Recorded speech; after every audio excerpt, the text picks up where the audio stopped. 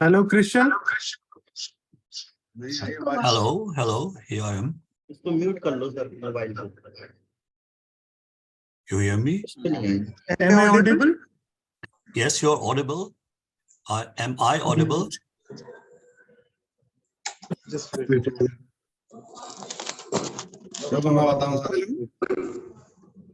I think. Can you hear me?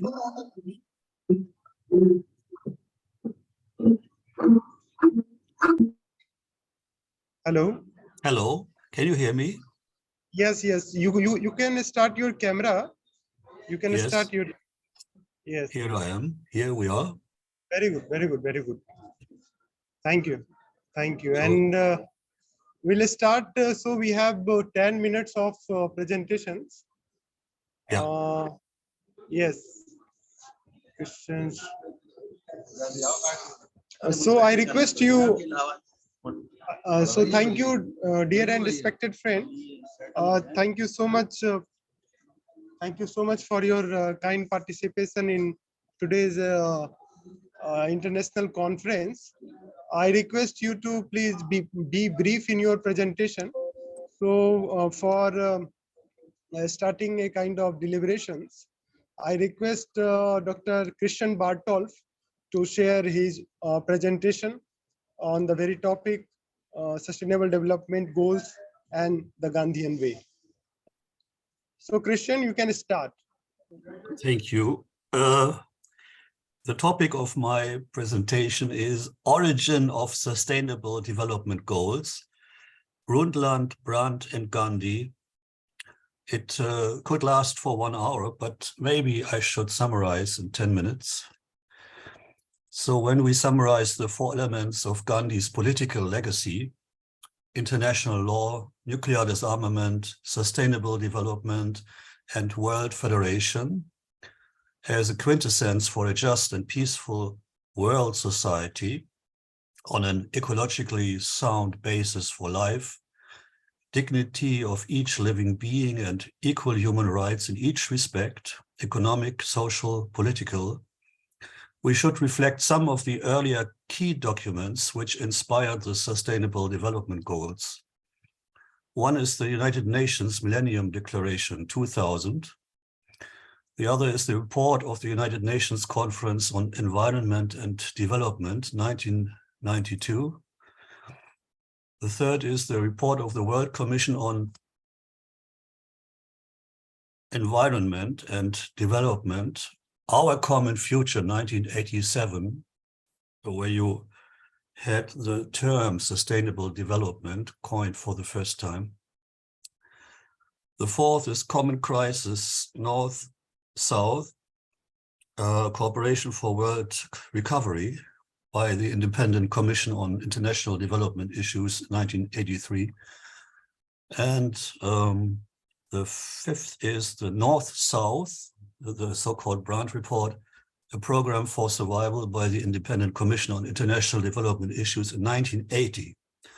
Particularly the Brandt Commission reports of 1980 and 1983 should be reassessed in their ethical commitments for ecological sustainability, poverty eradication, and renewable energy systems. But it was the Brundtland report which introduced the term sustainable development for a wider public audience of the scientific community in the World House. This is a term we know from Dr. Martin Luther King Jr. And this presentation highlights the Gandhian roots of Willy Brandt's political philosophy, the dialogues of Willy Brandt as president of the Socialist International from 1976, and his sympathy with Morarji Desai's Indian government, the semantic challenge of sustainable development's originary meaning, the essential message of the 1992 Rio Declaration in the context of sustainability and peace, and the fundamental values of the United Nations Millennium Declaration in the present context.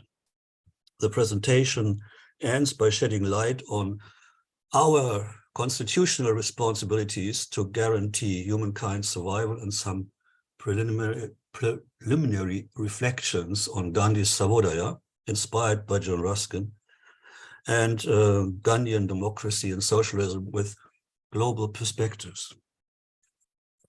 Now, to be brief, maybe we first remind ourselves that in 2000, United Nations Millennium Declaration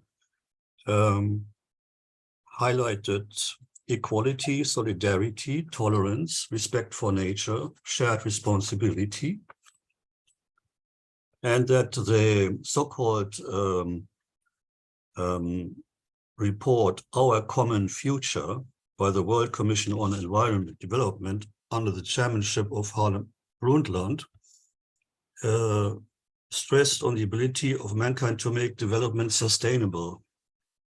Because by the beginning of the 80s, it was painfully realized that the Western world was living beyond the limits of the planet Earth. And here you find, written or published on 4th of August 1987, first time, the term sustainable development, chapter 3.27, and I quote, "Humanity has the ability to make development sustainable to ensure that it meets the needs of the present without compromising the ability of future generations to meet their own needs. The concept of sustainable development does imply limits, not absolute limits, but limitations imposed by the present state of technology and social organization on environmental resources and by the ability of the biosphere to absorb the effects of human activities. But technology and social organization can be both managed and improved to make way for a new era of economic growth. The Commission believes that widespread poverty is no longer inevitable.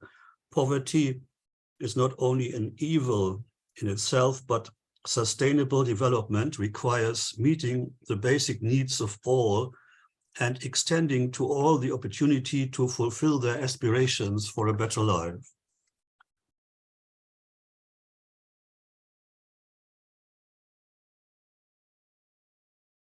Now, actually, you should then read the definition of sustainable development in this report. It's up to you.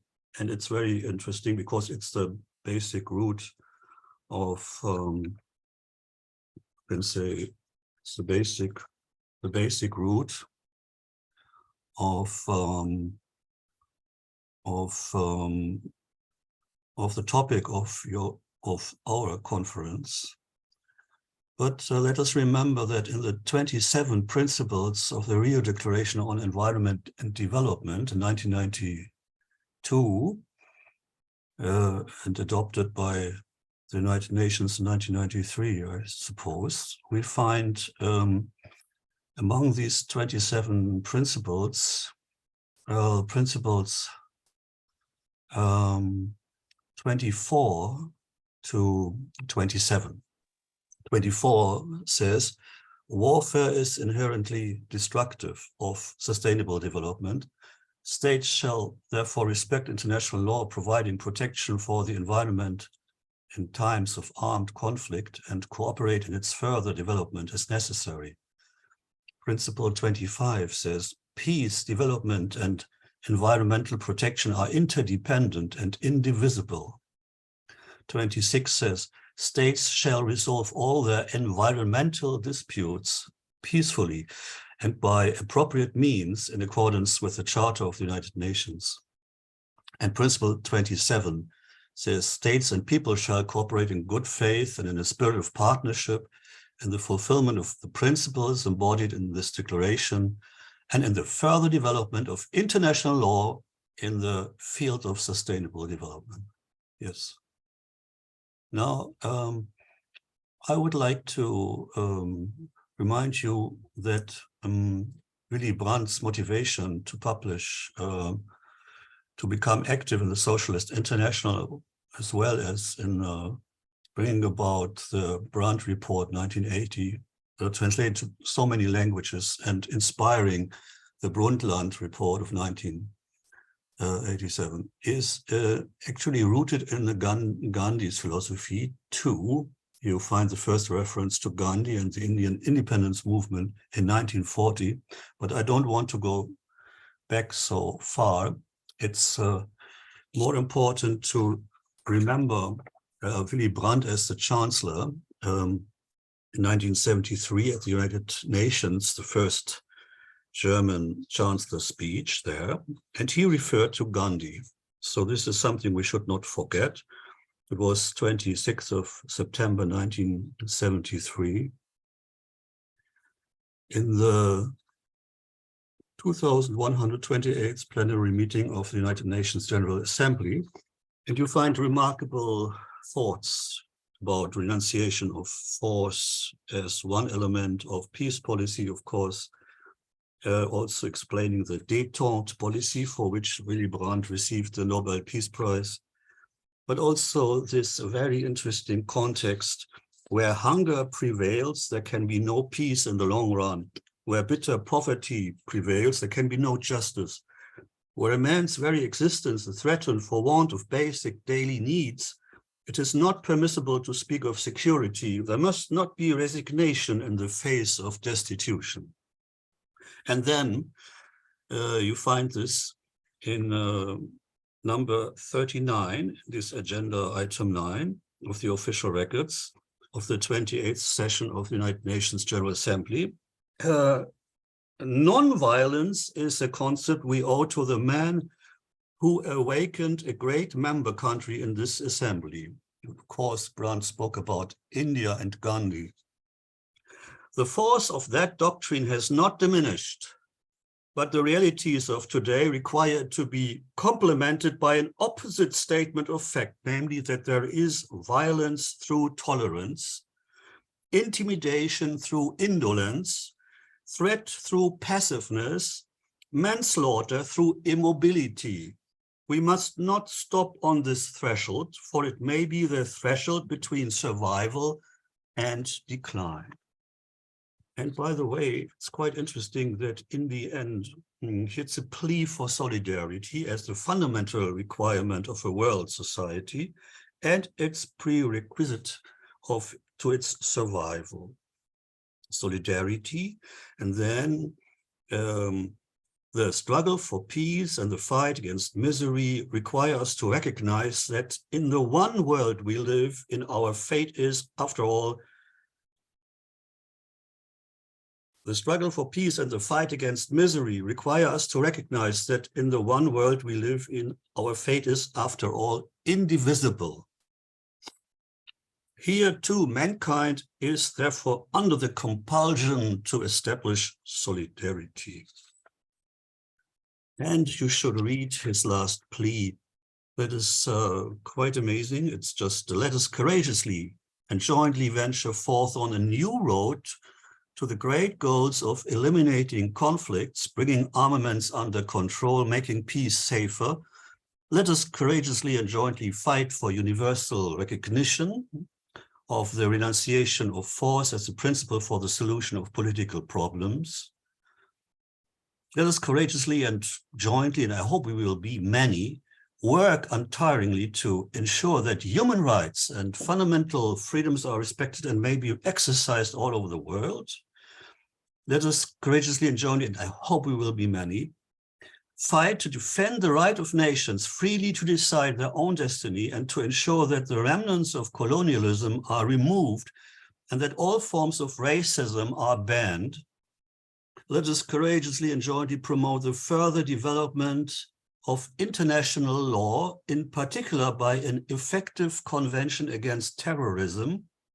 Let us courageously and jointly do what is necessary to now sustain the viability of the world we live in by protecting the natural environment and partly by intensifying and widening scientific exchanges securing for mankind conditions of equality that will make life worth living. I request Professor Christian to wind up in 2 to 3 minutes. Yeah, it's actually almost finished, because I just want to remind you that Willy Brandt, you can find this quite interesting. He visited India not as a chancellor, but later as the president of the Socialist International and as the representative of this commission, which published the Brandt report inspiring the Sustainable Development Goals. Actually, in the route, he visited Indian Prime Minister Morarji Desai, 21st December 1977. You find published by Associated Press, him laying a wreath at the shrine of Mahatma Gandhi, which is, of course, you can say it is a ritual for all, representatives of states, but it's not, not a must for someone who has left office 3 years before. And so you find this document, and it is quite moving, because, as we know, Willy Brandt referred to Gandhi in his keynote speech at the United Nations. So thank you very much for your attention. And thank you for having patiently waiting for me. I just want to present the critique of the SDGs from the Gandhian perspective. I have already sent my paper. I hope it will be distributed, so you all will get the idea what is my argument about it. I just wanted to pay my respect to Professor Anand Kumar, my friend Rama Shankarji, and I think Jyotsna Roy is also there. Thank you all for inviting me. Now, very quickly, I don't know how much time I have, Gautamji. You have 10 to 15 minutes only. Okay. So, in fact, I won't take even that long. Let me say that when you look at SDGs, which you heard before me from professor from Germany, SDG from a Gandhian perspective would highlight the need to shift the whole approach from top down to bottom up, to development towards a more community-based participatory approach that is grounded in principles of environmental sustainability, social justice, and ethics. And as we all know, the Social Development Goals of United Nations were adopted in 2015 as a continuation of Millennium Development Goals with a broader scope and a more ambitious agenda, because the MDGs were not achieved. And also that you heard the whole background about how they arrived at SDGs.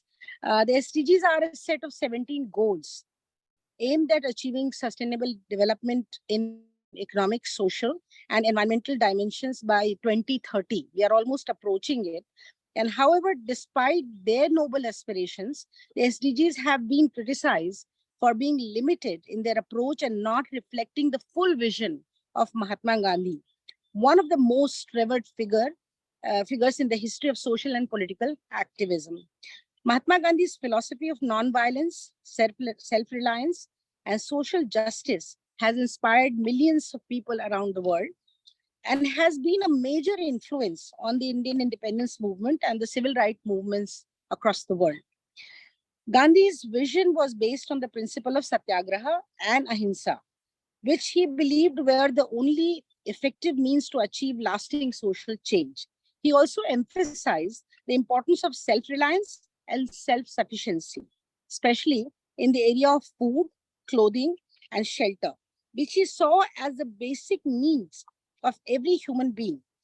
Gandhi's vision was not limited to political independence or economic development, but he aimed at creating a society based on moral and spiritual values, and where every individual could fulfill their potential and live a dignified life. In contrast, the SDGs focus primarily on economic growth and social welfare without addressing the root causes of poverty, inequality, and environmental degradation. While the SDGs recognize the need for sustainable development and environmental protection, they do not challenge the dominant paradigm of economic growth and consumerism, which is based on the exploitation of natural resources and the creation of artificial needs. Moreover, the SDGs do not explicitly address the structural causes of poverty, such as unequal distribution of wealth and power, or the systemic factors that perpetuate social exclusion and discrimination. One of the key limitations of SDG is their reliance on the neoliberal economic model, which emphasizes free market, privatization, and deregulation as the main drivers of economic growth and development. This model has been criticized for its narrow focus on GDP growth and its failure to address the social and environmental cost of the economic activity. Moreover, the neoliberal model has been associated with the rising inequality, job insecurity, and environmental degradation, which undermine the SDGs' aspirations for inclusive and social development. However, while the SDGs of the UN represent a significant step towards achieving sustainable development, they fall short of reflecting the full vision of Mahatma Gandhi, which is based on a more holistic and transformative approach to social change. So it's not really looking at just achieving a few things within the given structures and given paradigm and given development model, but also it is really looking at the total transformation to challenge the dominant paradigm of economic growth and consumerism. You remember his famous saying, no? There is enough for everybody's need, but not for everybody's greed. So this whole pushed and promoted consumerism, and which promotes alternative models, which does not promote alternative models of development that prioritize social justice, environment protection, and spiritual values. It is essential to address the root cause of poverty and inequality, including unequal distribution of wealth and power, and systemic factors that perpetuate social exclusion and discrimination. By embracing Gandhi's vision of nonviolence, self-reliance, and social justice, we can create a world that is sustainable,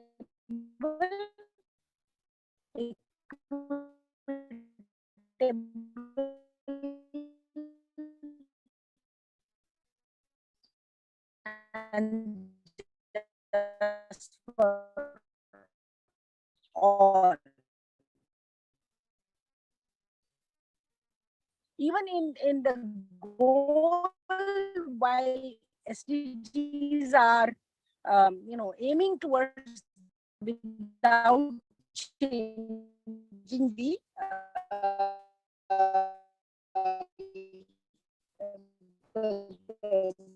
basic inequalities, for example, caste,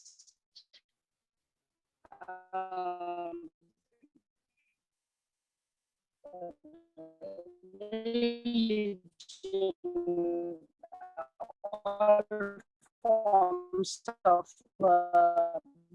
gender inequality.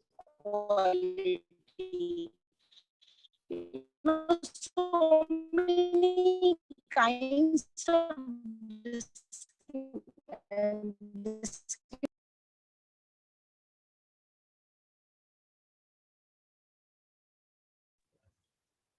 I think we have lost internet connection of Dr. Ranjana ji. So I request Professor Geeta Dharampal to share her presentation. Madam, we have only 10 minutes for you, 10 to 12 minutes. So I request you to please wind up in 10 to 12 minutes. So Professor Geeta Dharampal, over to you.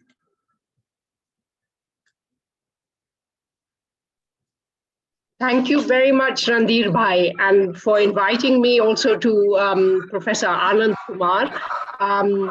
It's an honor to be present, be involved in this enterprise. Although I would have liked to be there in person, but I'm traveling, and therefore I can only be present something online, and my connection is not very good. So I hope you don't mind just hearing my voice.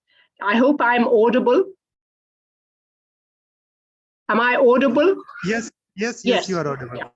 So it's how to bring about sustainable development the Gandhian way. That's the title of my short input. Sustainable development is a phrase we hear bandied around these days to highlight our ideal vision for the future, rid of all the problems that the 8 billion inhabitants of the earth tackle today. What are these problems? Depletion of natural resources, gender inequality, and unequal distribution of wealth, and so on. These are just a few of the many issues, but they illustrate the dilemma we are faced with. However, due to the all-encompassing nature of the term sustainable development, the broad width of the term, and also the gravity of the situation which it aims to solve, many consider it as an abstract, unachievable concept. So let's first specify what we mean.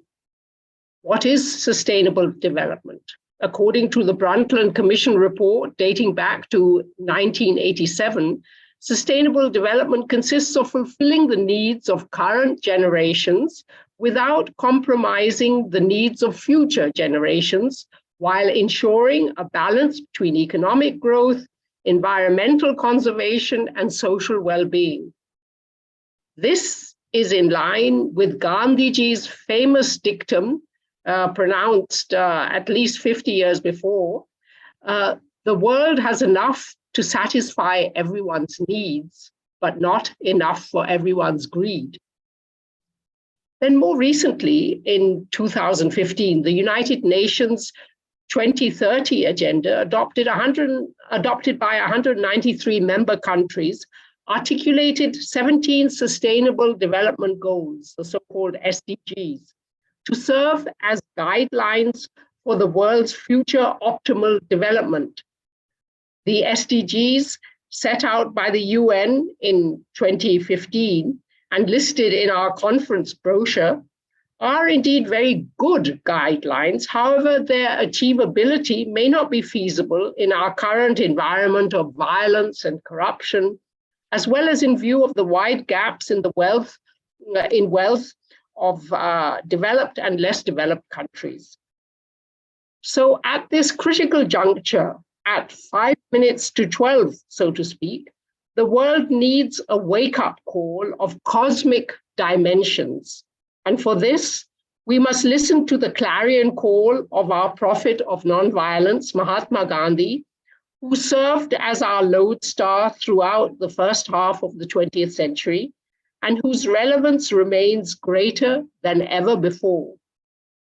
Not only are the practice of ahimsa and satya more urgently in demand to mitigate the ongoing cataclysmic forces, but they have become even more compelling through their practical instantiation in Gandhiji's constructive program, which represented his most extensive and longest lasting experiments with truth and nonviolence for achieving Gram Swaraj, which ensures sustainable development.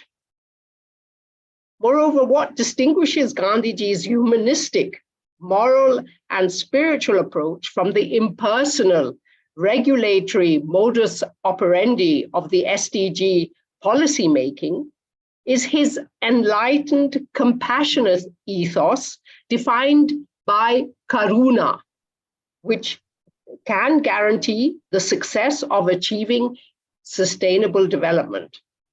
Now, how can this be explained? According to Gandhi, because of the underlying oneness of all beings, and indeed of all living species in our biodiversity, karuna is to be extended to others, not just out of love for them, but also because it is an entirely logical thing to do, because we all belong together.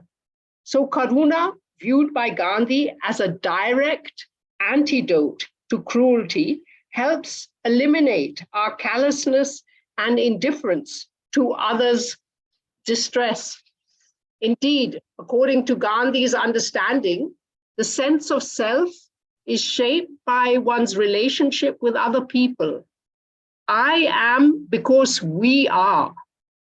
This starkly contrasts with the Cartesian dictum, I think, therefore I am, cogito ergo sum.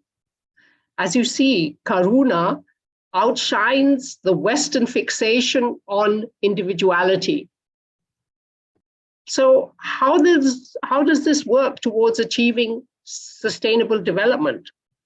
According to Gandhiji, karuna is governed by the belief that the common bonds within a group are more important than any individual arguments and divisions within it. So what we share in common is more important than any kind of divergences or disagreements.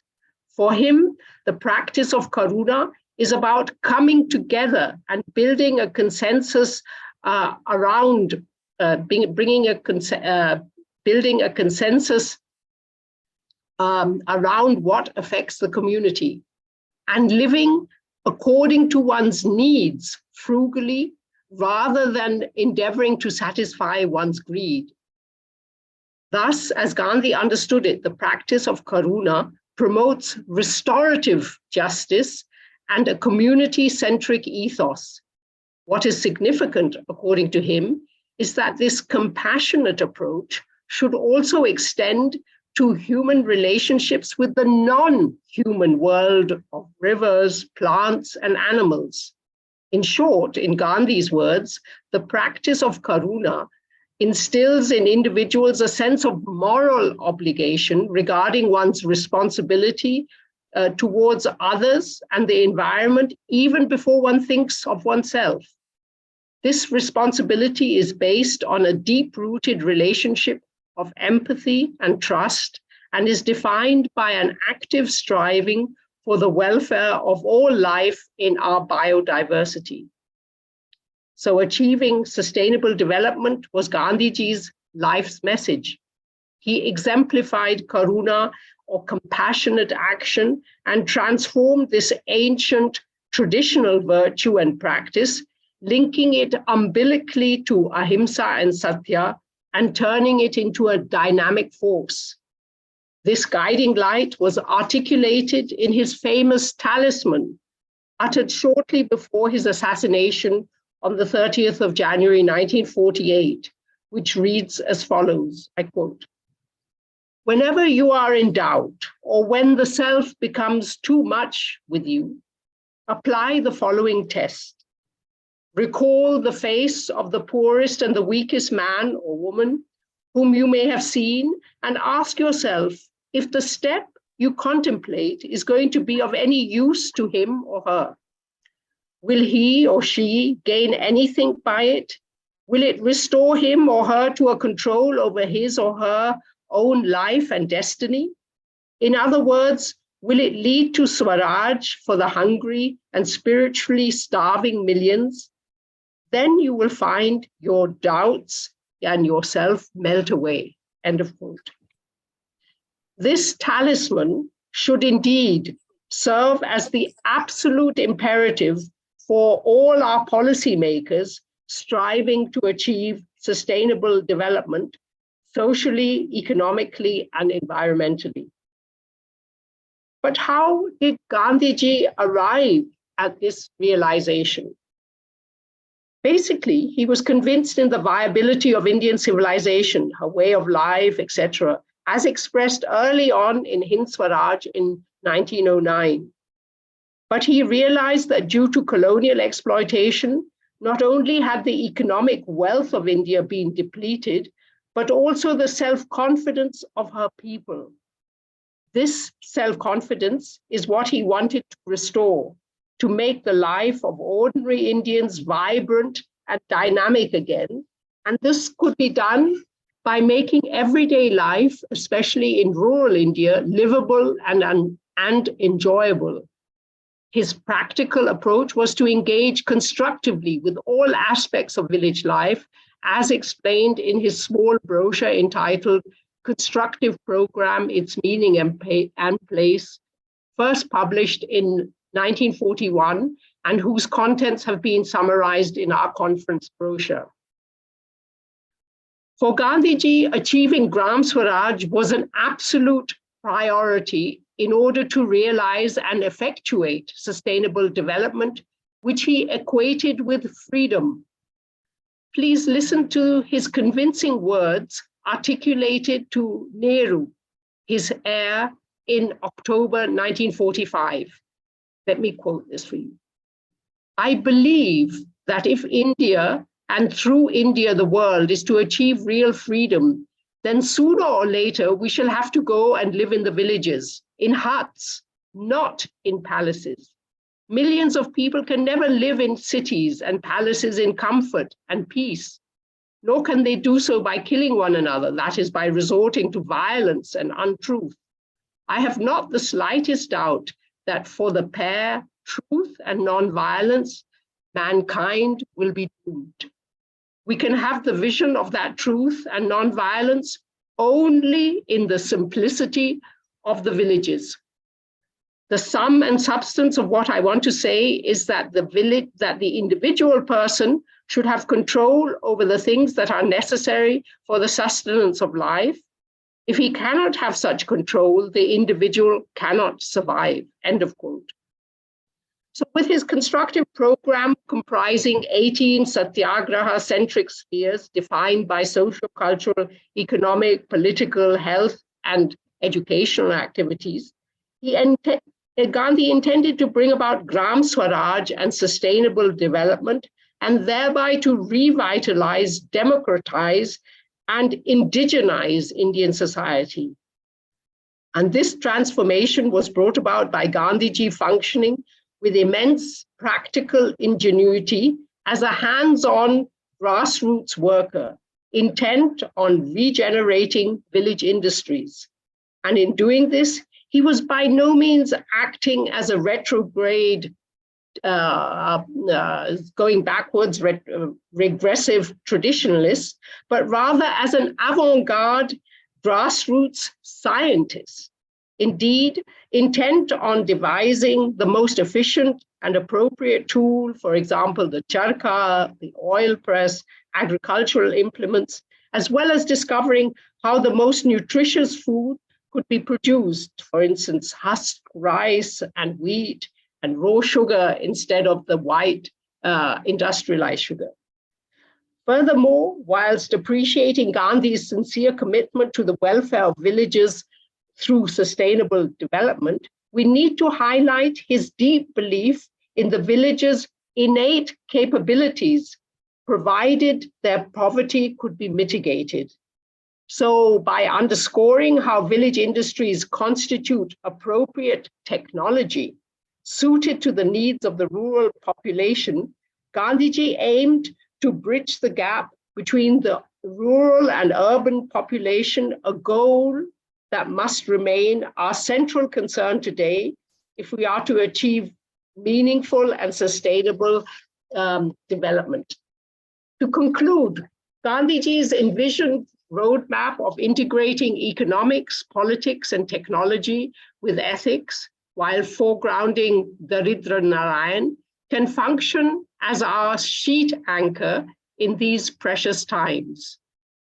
By effectuating transformative practices and conducting trans-civilizational dialogues, we can be inspired by Gandhi's call for putting into practice a unique variant of globalization, that is, by learning to experience the entire world within the precincts of our immediate village or neighborhood, and to live in harmony with our natural environment, eschewing exploitative practices as far as possible.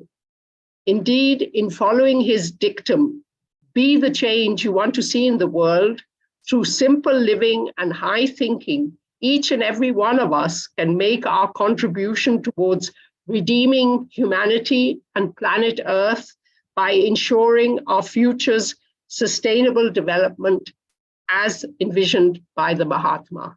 Thank you very much. Thank you so much, Gita Dharampalji. Now I request Sipra to present her presentation.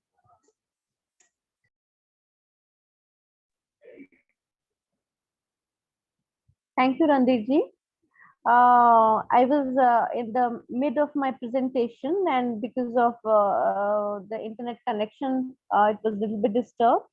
And I would like to continue from the fact that despite of continuation of several special educational programs like special educational development program, adult literacy, non-formal education, Sarva Shiksha Abhiyan, Lok Jumbis, and district primary education programs, it was marked that particularly scheduled caste and scheduled tribes were still facing a lot of challenges in terms of accessing the education. So if we want to analyze what was the teacher's perception towards the scheduled caste community students during the pandemic, it was found that the teachers were basically trying to bring a kind of balance in approach for all the students, but the infrastructural problems which were specifically faced by the scheduled caste community students were in a way far out of reach of the teachers, because of which imparting of education during such kind of a pandemic condition was really a challenge. Then I would like to shortly refer to some of the case studies which came up in newspapers during the COVID-19 pandemic situation, where it was reported that in certain places of UP, the task of toilet cleaning in the quarantine centers were voluntarily designated to the scheduled caste students of the schools. And this was taken in a very serious note, because when we are trying to strive for the equality in a society like India, and in a pandemic situation, again, such kind of instances are coming up, it is really a point where